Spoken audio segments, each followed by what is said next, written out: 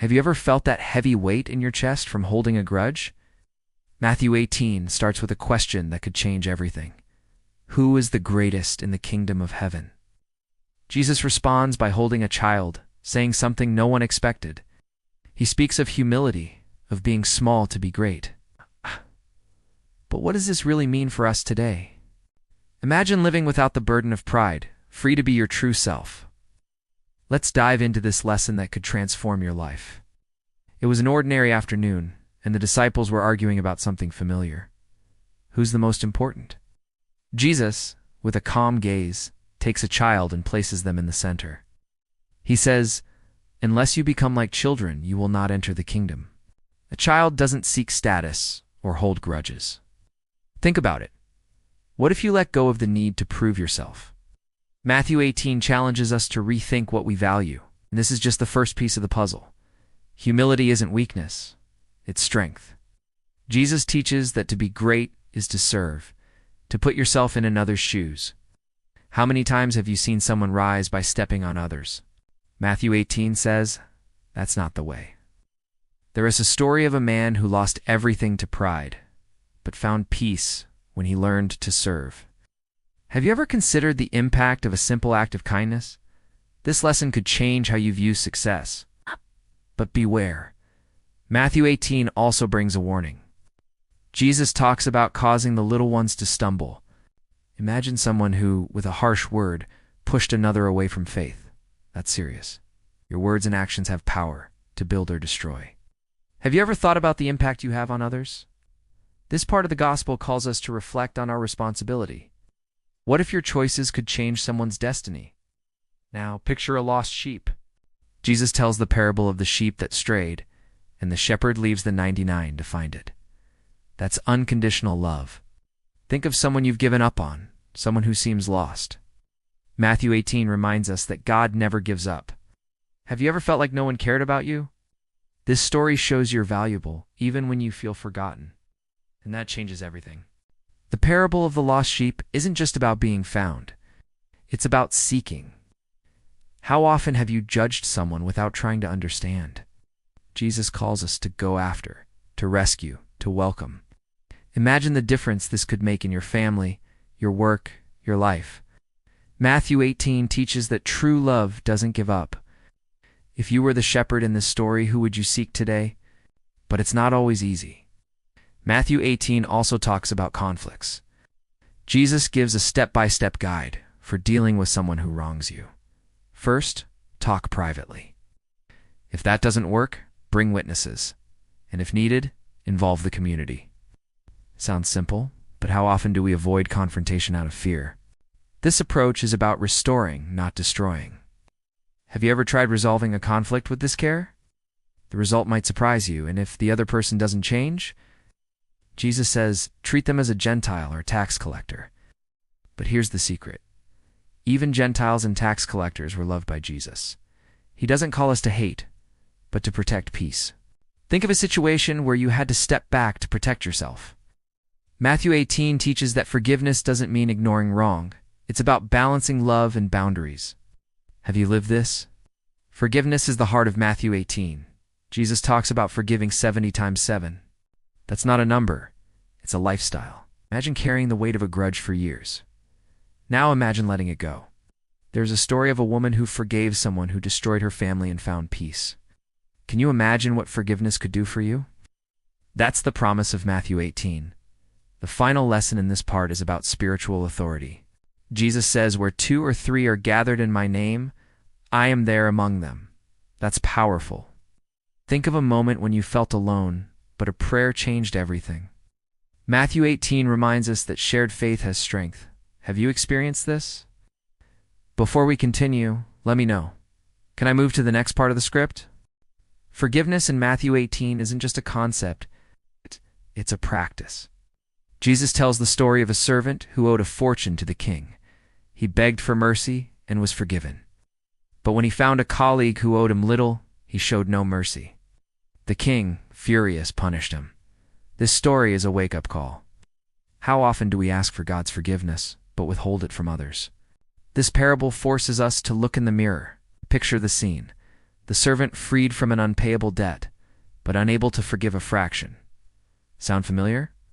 How often do we hold on to grudges over small things? Matthew 18 challenges us to let go of that weight. Think of someone who hurt you. What if you set them free, not for them, but for you? Forgiveness isn't weakness, it's liberation. This story has changed lives. It can change yours, but forgiving is hard. Sometimes it feels impossible. Jesus doesn't ignore that. He knows the human heart carries scars. Think of an old wound that still hurts. Matthew 18 teaches that forgiveness is a process, not a moment. Have you ever tried to forgive and felt like you failed? Don't give up. Every step counts. And this journey can lead to a peace you never imagined. The parable of the unforgiving servant also speaks of justice. God forgives, but expects us to forgive. If we don't, we reap what we sow. Imagine carrying the weight of unforgiveness. It consumes you, traps you. Matthew 18 warns, resentment is a prison. Have you felt this? Setting others free is, in truth, setting yourself free. This truth is tough but transformative. What if forgiveness was a gift? Not for the other person, but for you. Matthew 18 shows that forgiving is choosing freedom. Think of a true story. A man who forgave his son's killer and found peace. It seems impossible, but it happened. What's holding you back from taking that step? Jesus calls us to live without chains. Are you ready to try? But forgiveness isn't just about big hurts. Sometimes it's the small things that pile up. Comment, a small betrayal, a misunderstanding. Matthew 18 teaches us not to let these things grow. Imagine clearing your mind of these little stones every day. How would your life feel lighter, for sure? That's Jesus' promise. The story of the unforgiving servant reminds us of gratitude. We've been forgiven so much, but we forget quickly. Think of a moment when you got a second chance. How did it feel? Matthew 18 calls us to live with that gratitude. Forgiving is an act of love, but also of humility. Have you thanked someone for a chance you didn't deserve? And here's an invitation. If you're enjoying this video, subscribe to the channel now. We're only halfway through, and there's so much more to explore. Matthew 18 isn't just a chapter, it's a guide for life. Each lesson brings us closer to who we're called to be. Want to continue this journey with us? Subscribe and don't miss what's coming next. Jesus' authority in Matthew 18 is clear. He doesn't just teach, he lives what he preaches. Think about it. Someone who forgave even on the cross. That's the standard. How often have you judged without knowing the full story? Matthew 18 calls us to imitate that love. It's hard, but possible. What if you started today? Before we move to the next part, can I continue? Now, let's dive even deeper. Matthew 18 isn't just about forgiving, it's about living in community. Jesus talks about unity, praying together, seeking God as a group. Think of a moment when you felt part of something bigger. That's what Jesus wants for us. But how do we live this day to day? This part of the gospel gives us valuable clues. Community isn't perfect. Matthew 18 acknowledges that. Jesus gives clear instructions on resolving conflicts, but also talks about love. Imagine a church, a group of friends, a family united, even with differences. Is it possible? But it takes effort. Have you ever tried building bridges instead of walls?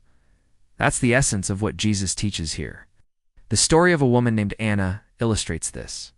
She fought with her best friend for years over a misunderstanding. Following Matthew 18, she sought conversation, listened, forgave. Today, they're inseparable. How many friendships have you lost by not trying? Jesus calls us to restore, to unite. This lesson can change your relationships forever. A community is also about responsibility. Jesus talks about protecting the weak, guiding with love. Think of someone who helped you when you were lost. Matthew 18 reminds us we're responsible for each other. Have you ever been that guide for someone? That's the beauty of living in community. Everyone grows together, and there's power in unity. Jesus promises to be present when 2 or 3 gather in his name. Imagine the strength of a prayer made with friends, with faith. Have you felt this? Matthew 18 invites us to live this connection. It's not just about going to church. It's about living faith together. How can you do this today? But it's not always easy. Communities have conflicts, differences, pains. Matthew 18 teaches us to face this with patience and love. Think of a conflict in your group. How did you handle it? Jesus gives us a map: dialogue, respect, forgiveness. Following this path can transform any group. Are you willing to try? Humility comes back here. To live in community, we need to set the ego aside. Jesus calls us to be like children, remember? Think of a child. They trust, they love, without complications. Matthew 18 challenges us to live like this. What would your life be like if you trusted more, loved without fear?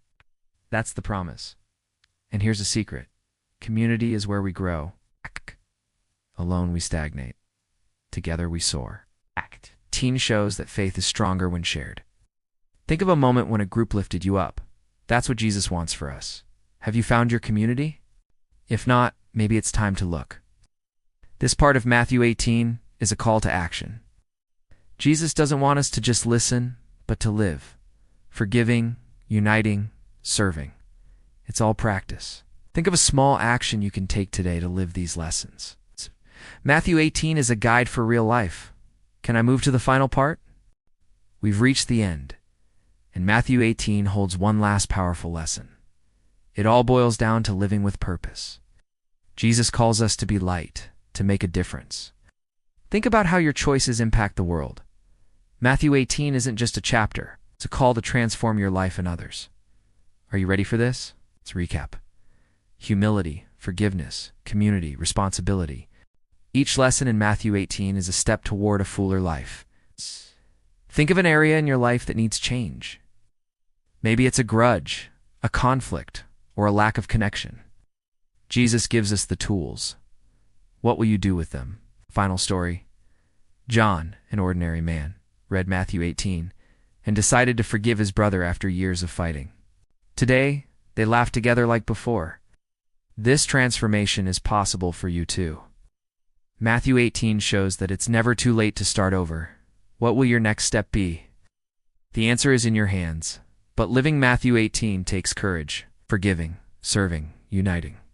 It all challenges the ego. Think of a moment when you chose the harder path, but it was worth it. Jesus calls us to this path. It's tough, but the reward is a life without burdens. Have you felt this freedom? And here's an invitation. Like this video now. If these lessons touched your heart, hit the like button. It helps us spread this message to more people. Matthew 18 is a hidden treasure, and we want everyone to discover it. Your like makes a difference. Living Matthew 18 is choosing love above all. Jesus teaches that the kingdom of heaven is in the small choices. Forgiving, serving, loving. Think of someone who needs your forgiveness or support. What can you do today? That's the essence of the gospel. Transforming lives, starting with yours. And it doesn't stop here. Matthew 18 calls us to act now. Not tomorrow, not next week. The urgency is in the change that can start today. Imagine what your life would be like if you fully lived these lessons. What's holding you back? Jesus says it's possible. Do you believe it? This message isn't just to hear, it's to live. Matthew 18 is an invitation to be different, to be better. Think about how you can apply this to your routine. Maybe it's a conversation, an apology, or an act of kindness. Every step counts. What will yours be? And before we wrap up, we want to hear from you. Leave a comment below. What stood out most in Matthew 18? Maybe it's the parable of the lost sheep or the lesson on forgiveness. Your story could inspire others. Share now and be part of this journey. Thanks for watching. Matthew 18 is more than a chapter. It's a guide for life. Stay with us, subscribe, and let's uncover more treasures of the Word together. See you next time.